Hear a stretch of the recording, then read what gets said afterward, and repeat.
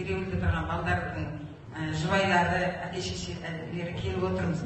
Енді мына балдар деген, мына жастарда да жұмыссыз болып, оның үстіне істеп отқан балдар деген ондай болып тұрған. Соларға қандай көмектерің бар? Біз қойып отырған талаптың, үш талаптың екеуі мекеменің құзырына кірмейтін. Бұл мекеменің Вестфалияда қойып отқан талабының тек қана жаңағы материалдық техникалық базасын жасап беруді және техниканы жаңалап беруді ол іске асырылады. Ал жаңағы ЕСОТқа теңестіріп, Қазмұнайгазда алуды ол мекеме шеше алмайды. Кеше Балуанов Жасұлан айтты, Қазмұнайгазды компаниясының ресми өкілі, бұл мекемеге адамдарды алмаймыз және жаңадан мекеме құрмаймыз. Бірақ Симаз дейтін компаниямен, заводпен келісім шартымыз бар. 72 техниканы заманауи Шахман, Донфен сияқты мықты кәдімгі жаңа заманауи техникаларды жасап құрастырып жатырған видеодан көріп отырмыз.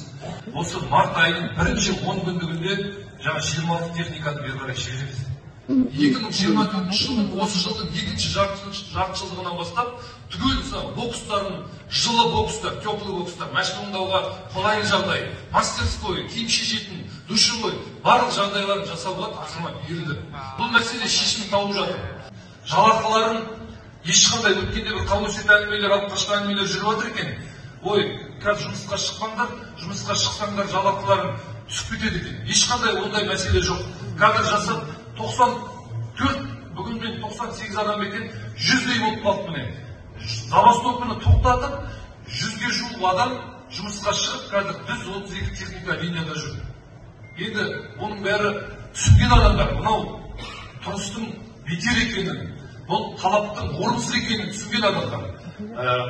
Жалақылары средний зарплатасы 730 мың, жоғары зарплатасы 890 мың, төменгі зарплатасы 380 мың деп айтты. Еще демалыс күні, жаңағы праздник күндері, ночқа шықсаң, баяғы миллионнан да асырып алуға арнайы техника жүргізушілеріне. Баяғы 5 әлеуметтік пакеті бар. Балдардың лагері, оқуы жағы, тағысындағы біраз нәрселер. Кеше 16 желтоқсанда бірнеше маркасын алды жұмысқа шыққан азаматтар. 13-ші зарплатаны алды. Жалақылары средний жалақысы 730 мың теңге. Жерде азаматтардың ешқандай текетірес жасамай, түсіністікпен, мен ол жерге барғанда да айттым, қайбір дауда диалогпен шешіледі, қайбір дауда осындай бітімгершілікпен, осындай үстелдің басында шешіледі. Текетіресіп, до конца жатамыз, до конца тұрамыз демей, келіссөзге келіп, жұмысқа шығу керек деп есептеймін.